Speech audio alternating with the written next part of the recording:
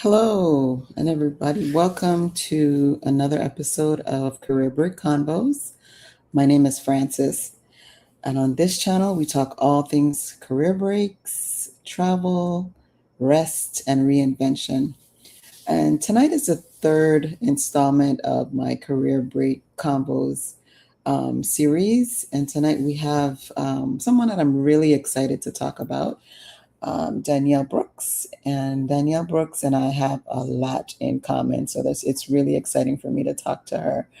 Um, I want to go ahead and encourage you to like and subscribe and share this channel with other Black women who you know may be interested in taking a career break, have taken one, or just are interested in this topic altogether. So I'm going to go ahead and bring Danielle on and let Danielle tell us a little bit about herself before we get into the combo.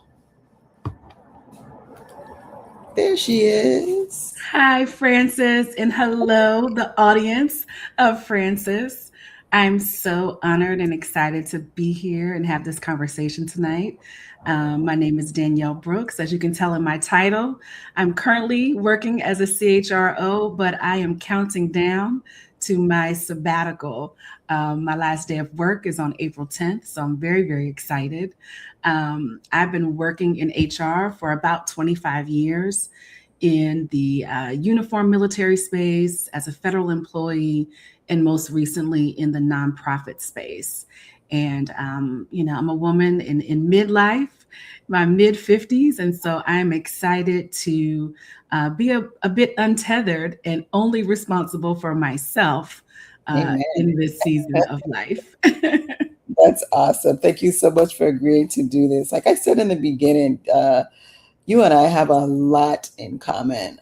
We both come from the HR field. We both are mothers of daughters. We're both in midlife and we're both on the career break. Well, mine is past, yours is coming, but we've been down that road before. And so what I like to do and what I typically do with all the people that I've spoken to before you is the first question that I always ask is like, when did you know? Like, how did you know it was time for you to do this? Oh, my. Um, I'll go back and then come forward. The seed was planted, honestly, back in probably 2019. My older daughter decided to do a gap year. And I remember we were frantic. It's like her high school seemed as if they didn't know how to manage someone who wanted to go to college, but wasn't going immediately after high school. And so she knew she wanted to do this. She did a gap year to Haiti and did some volunteer work in a school. And, she wanted to go to school to be a teacher. But in my researching, just getting her prepared and how to maybe get into college and defer and all these things, I was just researching gap year, just trying to get information for that.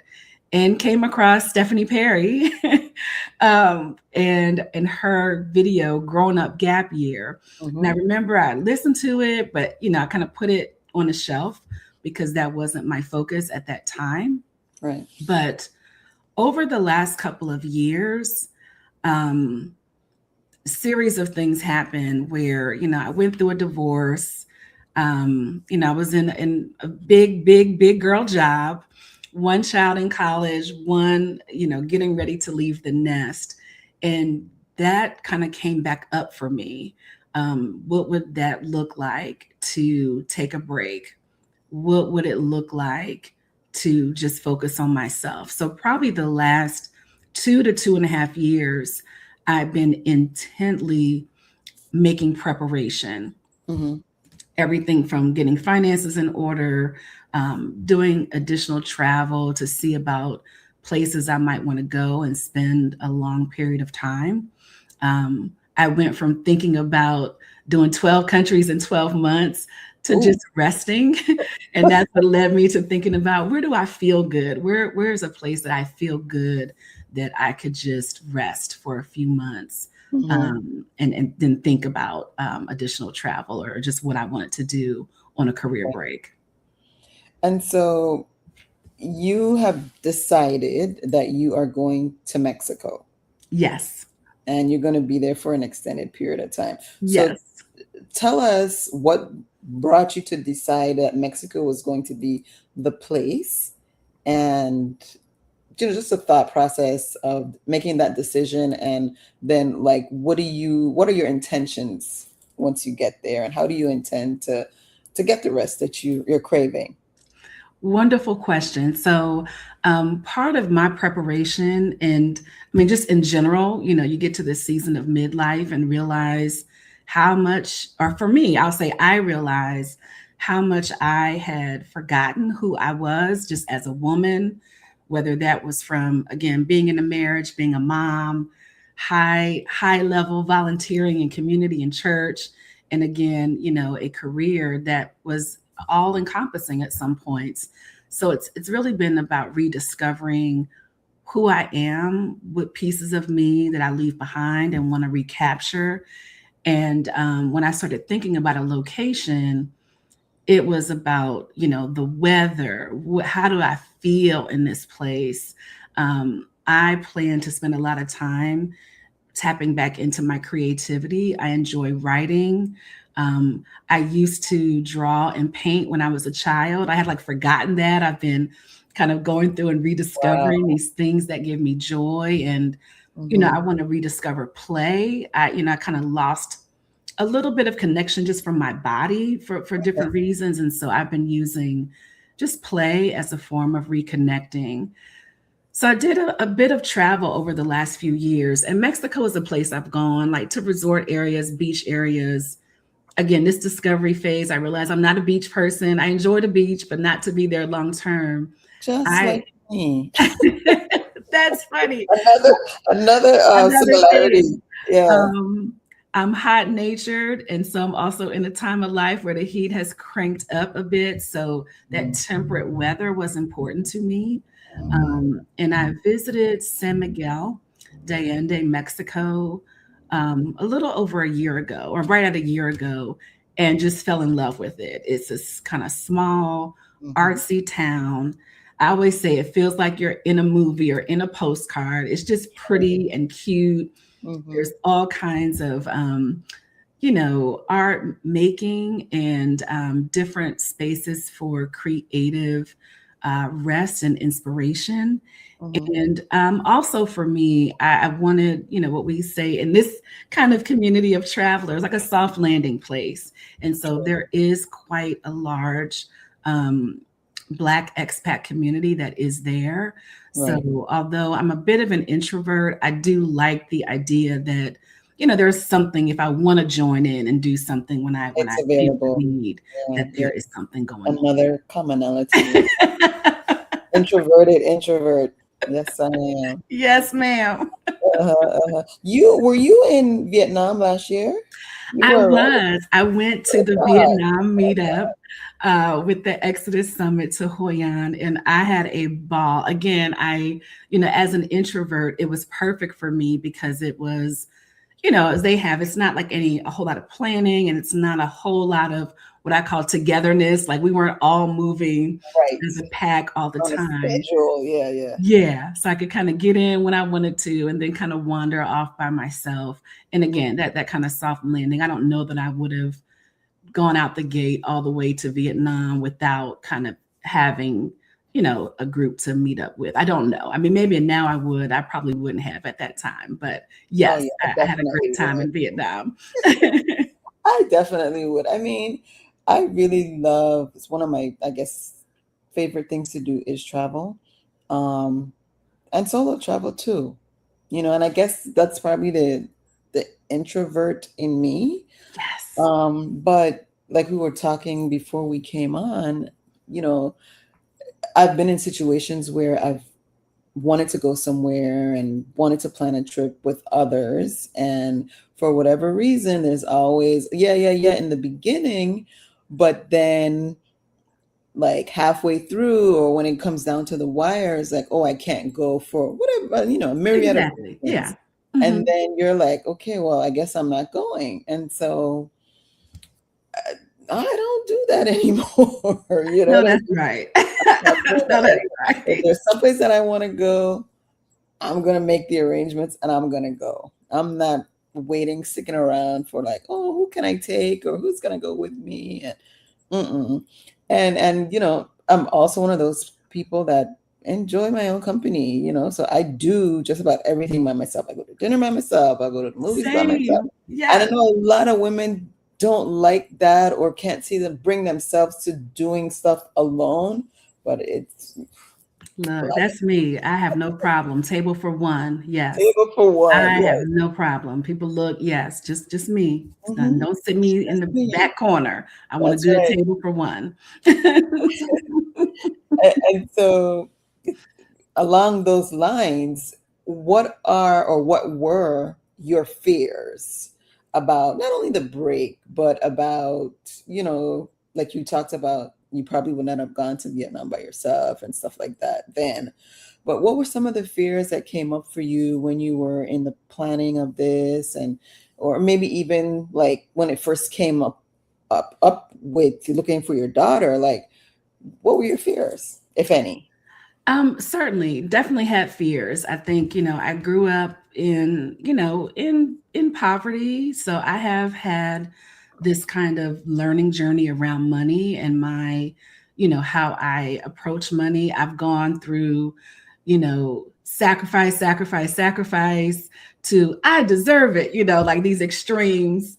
But Uh-huh. I've had to really do some work and understanding money's role in my life and how I want to show up in that regard. So I would say the first thing is really believing that I will have provision. Especially it was one thing when I was thinking about it, and then as the movement kind of came a little bit more online and more people that look like me, I could see that possibility because I saw other people doing it. But I will tell you, as I have come closer to the decision, particularly with all of the, you know, hundreds of thousands of Black women who have lost jobs last year, Mhm. I really had to have a lot of like come to Jesus meetings with myself. Like, you really about to just leave your good, high paying job? Like, are you really doing that? And I went Mhm. through a phase of like, running and rerunning the numbers, even though I had ran the numbers, even though I already knew what was in the accounts and Mhm. have Mhm. mapped out a very detailed, bridging strategy with different accounts to get me from here to when I can draw down my full retirement. Because at this point, and where I've settled at, is that I don't see myself going back into full time 9 to 5 work on the other side of this sabbatical. I just don't. And so I have run those numbers. But I will not lie. My fear was around money and that idea that what if, and so I had to really check myself and stop logging into all those accounts like Yeah, every other I day, hear I like the get money that. was going to just fly away. My fear was what happens when it's over. Mm. That was a huge fear of mine, and I mean, I literally stressed myself out over that. And you see how you're going into it knowing that whenever you call it quits or you end it, you're not going back to a 9 to 5. That was not in my head. And because I thought, okay, I'm gonna do this 6 months, maybe a year, then I'll go find another job and I'll go back to work. And I'll never forget, Rashida Dow, she would say, you're not once you do this, you're not gonna want to go back. Or you're not going back. And I was like, she was right. I can't go back. And so what became a struggle for me was like, okay, I know I don't want to go back to the life I had or, the things I did before, but what am I going to do? And that was my struggle. Yeah. Yeah. Yeah. And I will say, having had the privilege of, seeing you show up in some online spaces, it probably was a bit of an influence on me. Your story about, thinking you would go back and then like, I think you extended or, whatever happened. And there were a couple of women in Vietnam as well that like one lady like called and quit her job while we were in Vietnam, like I'm out here, I realize I'm not going back. Yeah. I had the opportunity to go to Ecuador last year with another person I met through Exodus Summit named Lorana Hughes, and she does a lot of healing work, and I did this 30-day sabbatical for deep emotional healing work, and that was another. I think that was that final kind of like, yeah, I like this. This is nice because Ecuador is another place. I was in Cuenca. It's another high altitude, kind of eternal spring like weather, Mm-hmm. very simple life, just the simplicity of life. And I felt very comfortable and relaxed there. And I was thinking, like, yeah, I want some more of this. And I Mm-hmm. don't want to, you know, because I'm such a planner, I want to leave myself more open. I figured I would probably not get as much out of my time off if I already was thinking about kind of what's next. And so I'm Yeah. just kind of like, I want this to be open. Maybe I won't say I'll never ever go back to 9 to 5, but definitely not immediately on the other side of this. Right. Like I Right. just Yeah. Yeah. Yeah. want to experience, um, a little bit more of a simple life. And I think the pandemic really, we just had time to sit and think. And I know when the world was shut down and I had those moments of thinking, we might never travel again, or, what is it going to be? I recognized how important travel had been to me. And as you talk about people, um, I sacrificed and I would have done more travel that I didn't do. And so I was like, yeah, we get ready to travel again. I'm going everywhere I want to go. Like that's what I'm prioritizing. As we talked about earlier, live music. I just kind of let go of things and, all the things that had me weighted down financially and really got serious and clear about how I wanted to spend my time and my money. And it was on experiences and travel. Awesome. Awesome. And so you started to talk about money as being one of the, or being the thing that you were kind of like fearful of. So tell me, how did you prepare financially? And if you don't want to, get into the details, it's fine. But if just give an idea of what your steps and your preparation, because I think you said it's been just 2019 is when it kind of started percolating. So Yes. between then and now 2026, when you're getting ready to just take the leap, like what did you do to prepare financially? Great question. Number one, the most impactful thing was seeking out a higher paying job. In 2019, I was doing a great job that I loved. I was working in the nonprofit after, walking away. I did a deferred retirement from the federal government so I can collect it at age 62. But I was just ready for something different at that time. And then when I got divorced in 2020, and now going, single mom, the math was not mathing on that good job with that low pay. And so I was like, that's why, yeah, it was a seed planted, but I did not even see a way that it could happen. It was just a seed that was planted. Mhm. And I had some different, financial fallout following the divorce. And so for a period, I was focused on debt reduction. And so I was working that job and I had part-time jobs. I did Oh, okay. holiday season at Kohl's. In 2020, I was a field rep for the census. I was out here, trying to count the people Excellent. and, get a little extra money. When I got into the Exodus Summit community, I got on Cambly. I was doing, I was Did you doing, really? yes, I still have an active account. I still keep it What? active, something in my back pocket. Every once in Uh, a while, I get on there and schedule a couple of tutoring sessions and do English. But I got very serious about like, I need to make more money. And so I went through a process and got some coaching and went out here and got a better job and literally doubled my salary. So Wow. again, I want to be very clear. It's not magic. I know, money is a thing, but I went out and really worked hard to get my salary up, but kept lifestyle very low. And so as I have moved through that debt reduction, Mm-hmm. I started, of course, maxed out my 403B at work. We have a great match on that. Mm-hmm. Opened up my brokerage account. And so just was creating this bridge of money and figuring out, maxing out Roth IRA and figuring out what I could access when. Mm-hmm. I'm turning 55 this year. So Okay. I, if need be, I will be able to access my current job's 403B under the IRS rule of 55, where I can access that money without the penalty.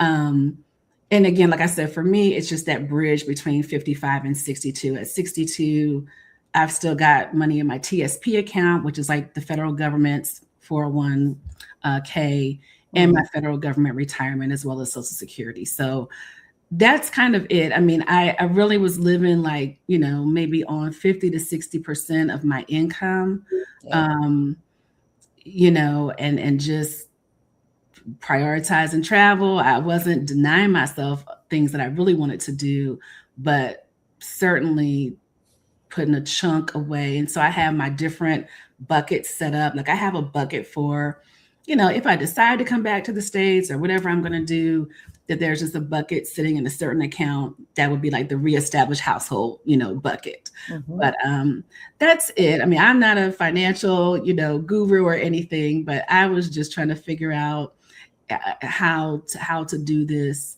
and while I was also, like I said, coming out of debt. There was still some debt. So I'm very excited about where I am and I feel a lot more like financially confident and savvy.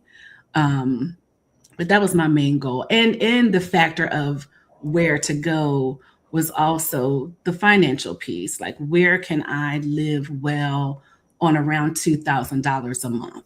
That was, kind of my planning number Mm-hmm. for my monthly living. And then, a separate pot of money because I know I want to travel even while I'm on my sabbatical. So a lot of different kind of buckets of money and savings here or there that I just that they're named for what I plan to do with the money.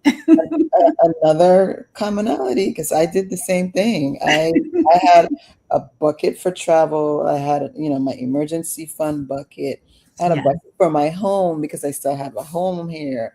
I had multiple buckets, and I have a video as well that I talk about the whole buckets and everything. And so I did similarly to what you did with having money in different areas that are dedicated to the things that are important to me along this journey.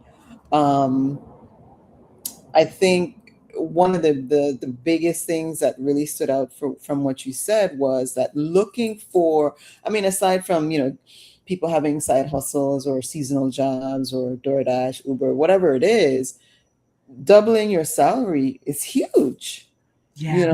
If you can find a job that pays you twice as what you make, that in and of itself is like a huge step and will take you far in a short amount of time, like it did for you. So kudos to you. You did that. In Again, I this- know it's a different market, but some jobs yes, are out there. yes, But yes. yeah, that was in end of 2022, going into 2023. Mhm. But yeah, that definitely was the difference maker because when that seed was planted, and then when I really got serious about it, I just figured it was going to be like 10 years off. Like in my mind, it was going to, because I was just looking at the money I was making. And like you said, side hustle, part time job, it was only so much money, coming Correct. in. And I live in the DC metro and it's just expensive. Right. So but you need more income, bottom line, to kind of, if you're looking at debt and trying to also plan for the future,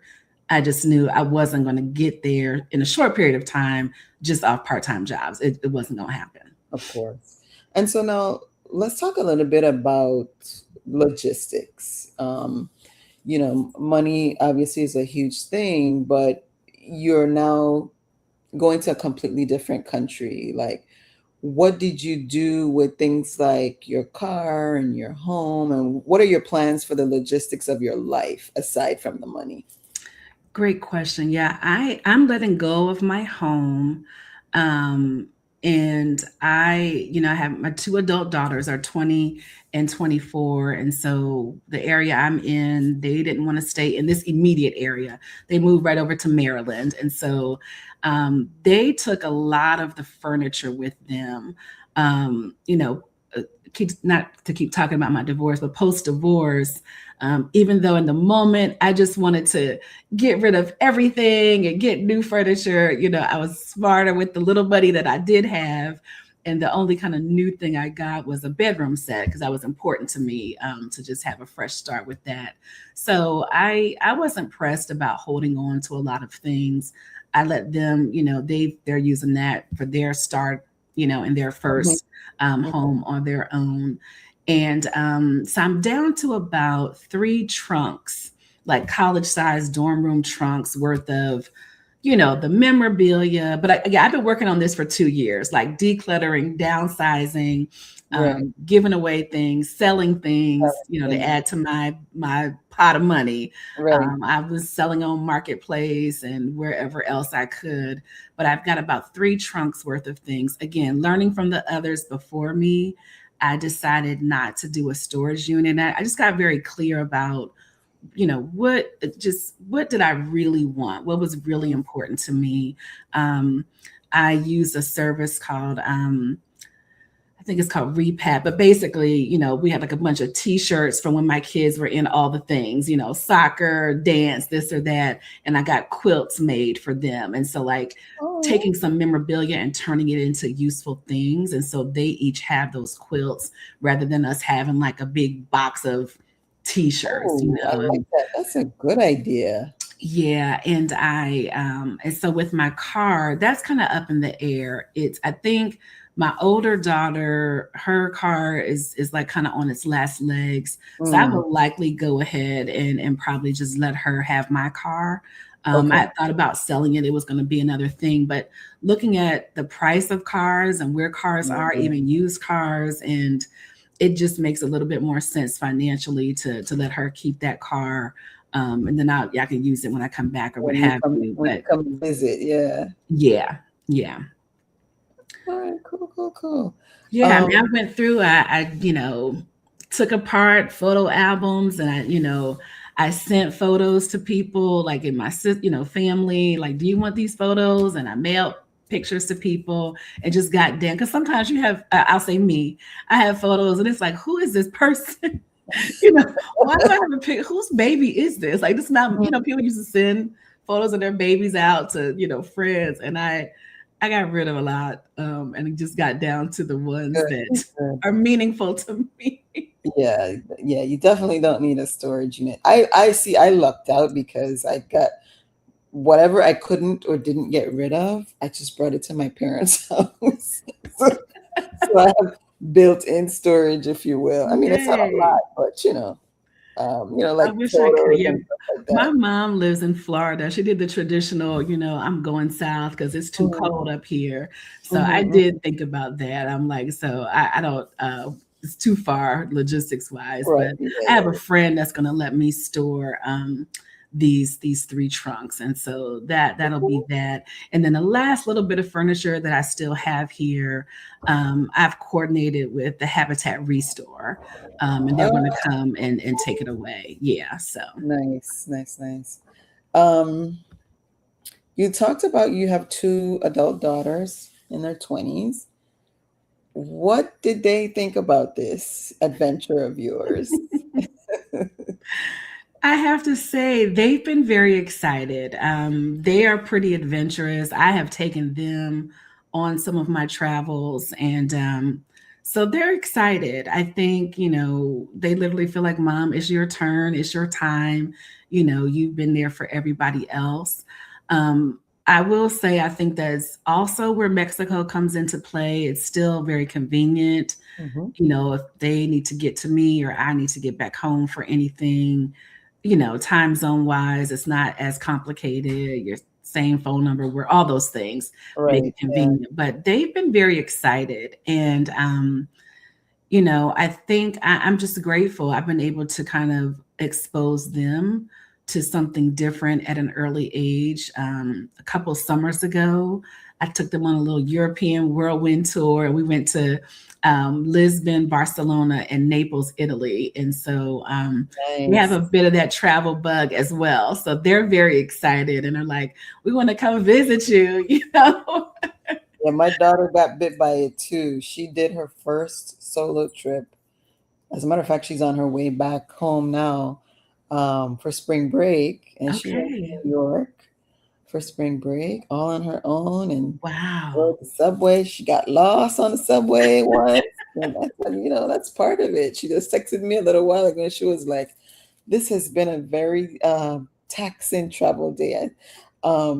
What did she say? I almost broke into tears a couple of times. And I said, it's Oh, like that sometimes because, with all that's happening with TSA and, it's just really a hard time out there yes, travel wise right now, and then it's cold in New York and all that stuff. yes, So yes. I said it's not always like that, Sometimes it's a lot of fun, but there are days when travel could be very taxing. So you just happen to be having one of those days. But yeah, I'm really proud of her. She did her first solo trip, and all in all, she had a good time. Good So yeah. for her. Yay. Yeah. Yeah. My older daughter went to, she did a study abroad semester when she was in college. She went to Costa Rica to do a Spanish Mm, immersion okay. program. So, that had my heart fluttering, but she was fine. And she had a couple of mishaps, but she was fine. It Yeah, like yeah, you yeah. said, you learn and it builds that resilience. And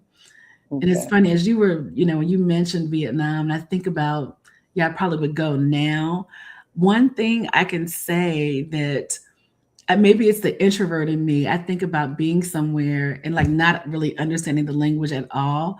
It Mm, felt so peaceful, even in the midst of it can be a little chaotic. There's a lot happening yeah. with the, motorcycles and all the people, and you're walking around.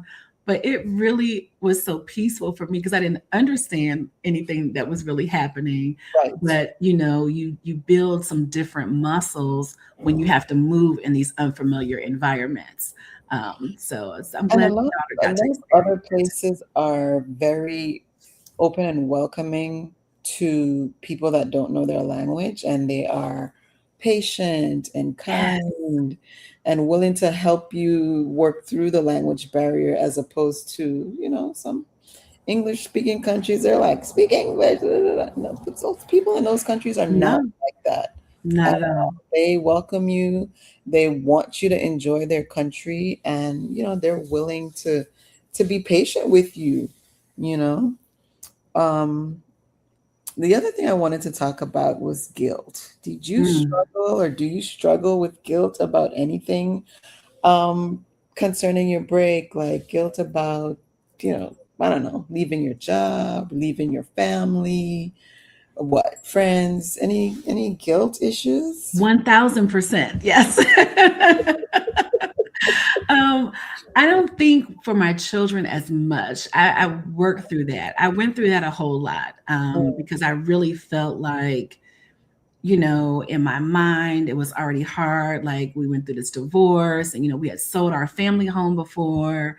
And so it's like now I'm not going to have like this place for my children to come back to because I have made the choice to not like maintain a residence in the US. And I was Mhm. feeling very guilty about that.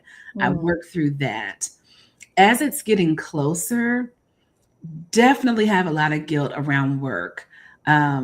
We've had a couple of pretty key people that have departed the organization in the last 6 months or so. mhm. And So I think you do have just the natural anxiety, right? Of now employees are like, what's going on? Now the HR leader is leaving too. Like, what is going on? Mm-hmm. And I've just had to let go of that. It's been very hard though. It's, as you know, HR has its own kind of stress, and these last few years have been intense. It's taken a lot out of me, but like my boss is great overall. In general, it's fine. Mm-hmm. So I have felt guilty, particularly like I said, thinking about I have friends that have gotten laid off, and so many women I know looking for work, and it's like, who do you think you are to just walk away from this job? Um, and then I think with my family, like extended family, I think my mom doesn't really quite understand like what I'm doing or what's going on. And she's been, I think, more so concerned, like, am I hiding a health concern? Like what's going on or what are you not telling me? Very worried. And so Mm-hmm. I've had to just set some boundaries with folks around projecting their anxiety onto me, but Right. then like addressing my own guilt of feeling like, which is more so tied to the guilt of success in general. Like, one of the more just financially successful people, perhaps, in some circles within my family. And, should I be doing more? Should I, like again, um, but I've had to let go of that. Yeah, we Like we we I can't pile so much carry, on yeah, ourselves and feels such a sense of responsibility for other people's feelings, other people's fears about what you're doing with your life. yeah. Yeah, I'm an HR person, oldest daughter, all the things that make you feel like you are responsible the for every responsible one. doggone body. Yeah. Yeah. Yeah. Yeah, even when I was thinking about, I was talking to somebody and they were just like, well, have you thought about where you're going to be for the midterm elections? Like you're going to be, I was like, calm down. Like I'm going to vote, but like the whole midterm elections is not on my back. Like, but I have thought about that. Yeah, yeah. Like, I'm telling you, people project their fears onto you. And one of the things that, and I say this to people that are thinking about this all the time, is that you have to be able to discern how much and who you tell things to. You know what I mean? It's not everybody that you can tell your full plan and your full yeah. details. You know Hmm. what I'm saying? Because those people project those fears onto you, and then you start to second guess yourself, like, oh my God, what if? You know what I mean? Yeah. And so you got to be really careful about what you tell to, how much you tell to people. I know when I did it, I told very few people because I didn't want to have to tell anybody anything rude for trying to push back at me. You know what I'm saying? So, Oh, yeah. 100%. I mean, I think it's, the people that are worried and anxiety and their own anxiety. But then, I've had a couple of people more so at work. And I mean, I don't really care about those people like that, but you can tell it's a little bit of the, oh, must be nice, like, Yes, it must be nice. oh, you just, oh, now what are you doing again? And how, and I just shut it right on down. And And like, what you what do you gonna need? What you do not get to even have that level of access to my plans. Like do? we barely talk at work, but we did make an org wide announcement. Again, I think because there were so many other departures ahead of my announcement. Mm, I think that of course the the questions. questions, like, is Yeah, something going on? Because we did have a very rough year, just at work financially last year. We get a big federal appropriation, and so there was a lot of uncertainty hanging around. And I yeah. think that that was part of it for some people. They were just exhausted and ready to do something different and be in a little bit whatever they felt was a more stable environment than kind of where we are. So, are you thinking about other travel outside of Mexico, or is it you're concentrating on Mexico? No, I want to do a little bit of travel around in Mexico, but I am planning to go to the continent of Africa. I believe Exodus Summit is planning a meetup in Ghana. That's on my tentative plan in June. Mhm. I'm also planning to go to the Our Black Utopia meetup in Lisbon, also ahead of that in June. Um, I have plans to go to Panama. That's a place I've been wanting to get to, and I haven't Same, gotten there. And so same. I'm going to Panama before the end of the year.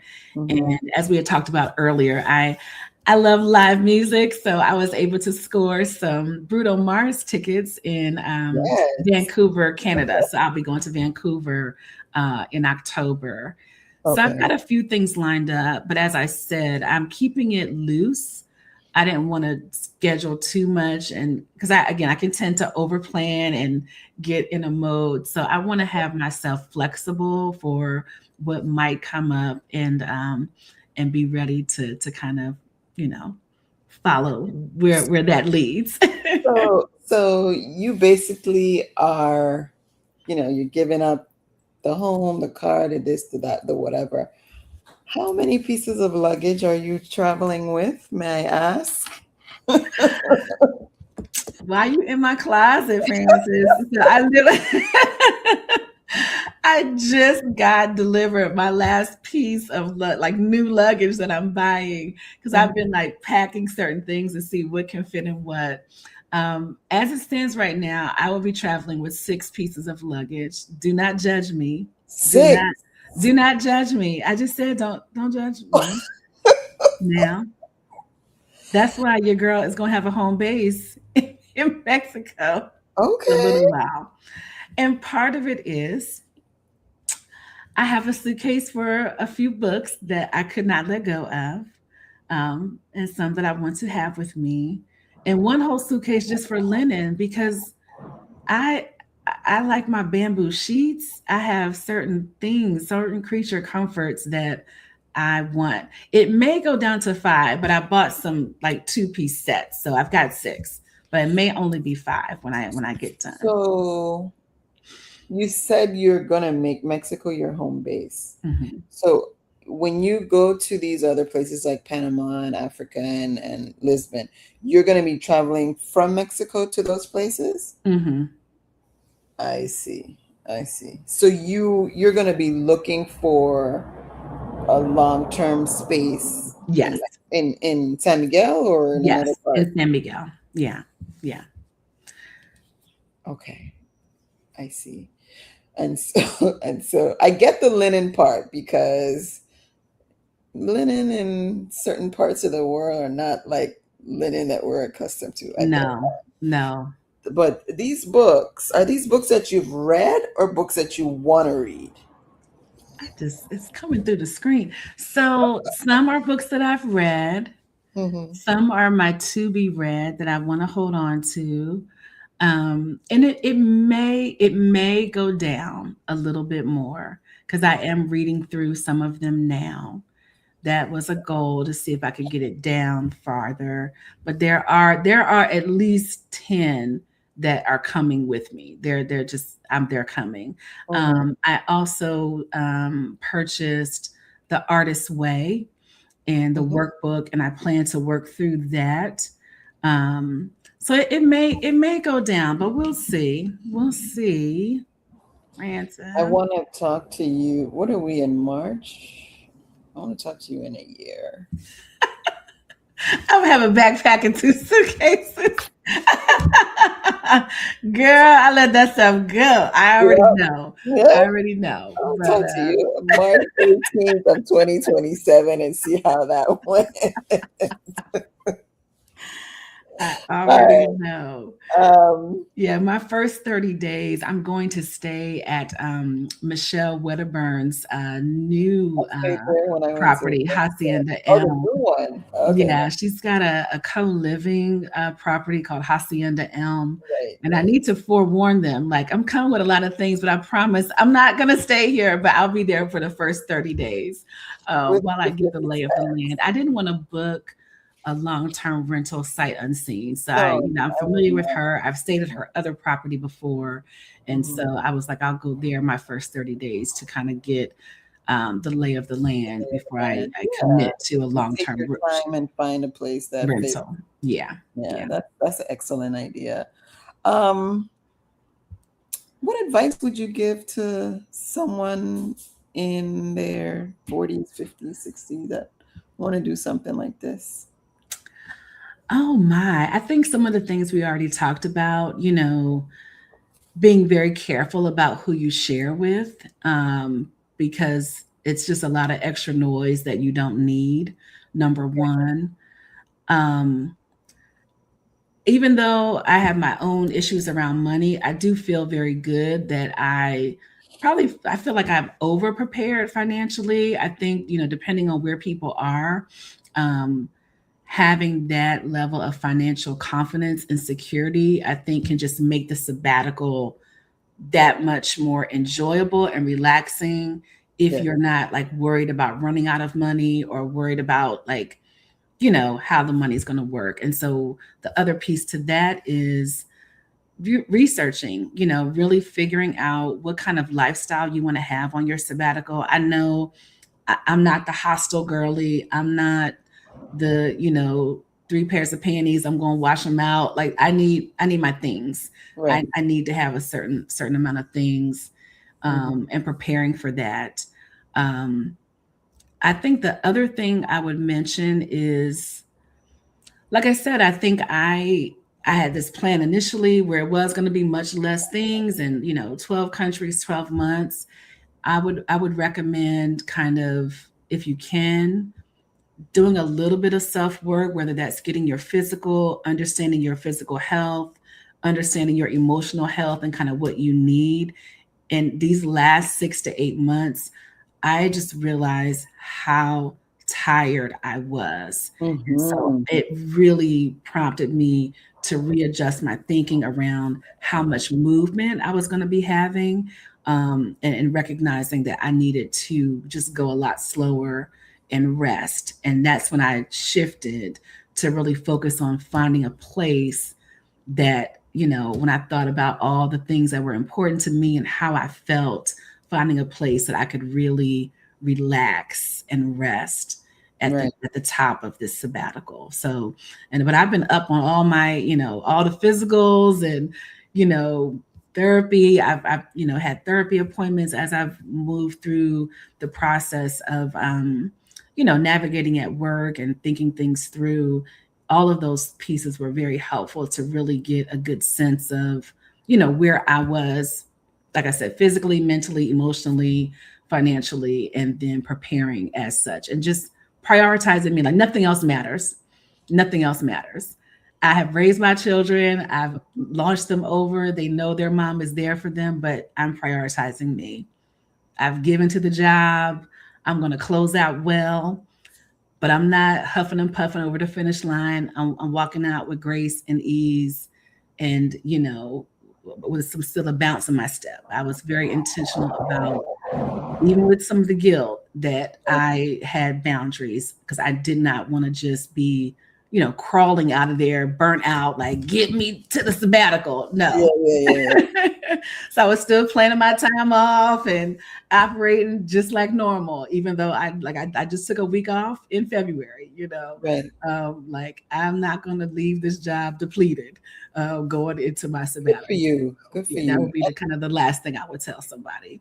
All such great advice. And I definitely want to keep in touch, share. I know, I would have you on socials and stuff like that. So make sure you post and tell us I where you will. are and where you're going and what you're doing and all that good stuff. And I've left your information in the description box so that people can also follow along and reach out to you as you embark on in April, right? Next month is when you take Next month. off. Yes, I'm yes, yes, yes. so happy for you. Thank you. Thank you so much for agreeing to come on here and chat with me and share your journey and all the things. And I wish you so much, joy and fun and rest and all the good things that this career break will give to you. I want you to hang back after we leave. But for everybody out there, also, if you would like to hear more about our journeys as well, our information is there.